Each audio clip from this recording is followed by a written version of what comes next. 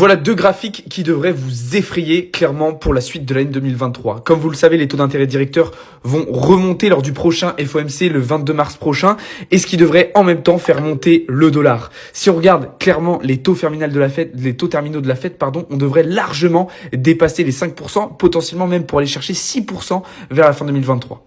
Et tout ça, évidemment, c'est absolument pas bon pour les marchés. Pourquoi? Eh bien, tout simplement puisque un dollar qui est fort, ça veut dire les autres devises, les autres marchés qui vont être davantage en difficulté. Regardez, sur les derniers mois et les dernières années, le cours du DXY n'a fait que monter. C'est d'ailleurs la raison pour laquelle on est rentré en bear market sur le Bitcoin et sur d'autres actifs. Mais depuis le troisième trimestre 2022, vu que la Fed s'était un petit peu calmée, le DXY est retombé, ce qui a permis au marché actions de faire des très très belles performances, comme vous le voyez ici, sur S&P 500, ici, sur le Nasdaq, et comme on l'a pu avoir aussi sur Bitcoin un petit peu plus tard, du fait qu'il y a eu le crash de FTX, ça nous a ralenti, mais comme on l'a fait aussi ici.